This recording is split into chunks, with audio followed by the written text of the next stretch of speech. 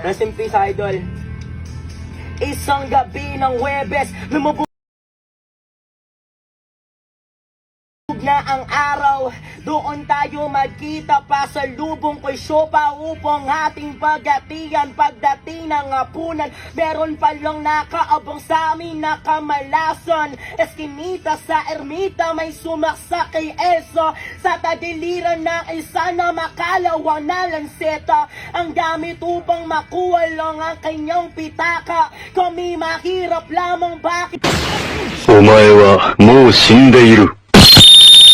Seriously, what the fuck are you doing? Hindi na siya naawa, hindi ko naabutang buhay ang aking mahal. At sa hanggang huling antungan ay nagdarasal. Bakit po ang laging lumalabas sa aking bibig, palaboy-laboy na di na walang landas. Ako'y sinusunod baliw sa mata ng marami. Siguro nga di ko kilala ang aking sarili. Pangalitaong grasa, may patalim na gamit, at ang tanging alam lamang isang malungkot na awit. At sabi, huwag kang mabahala, may nagbabantay sa dilim.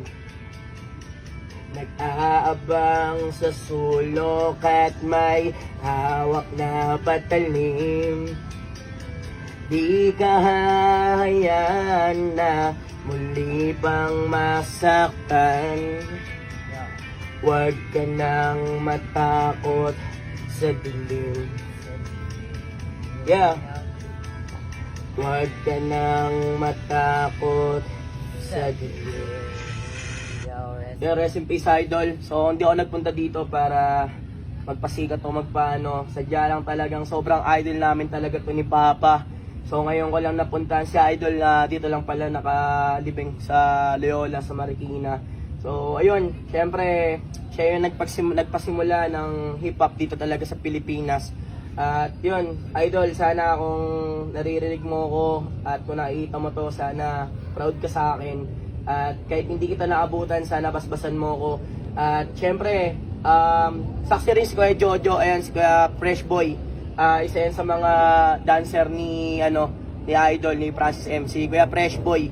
So ayun, kung nagustuhan nyo to yung video na to, palike and follow and share na rin ako sa JVlog 2.0. At mabuhay ang hip hop.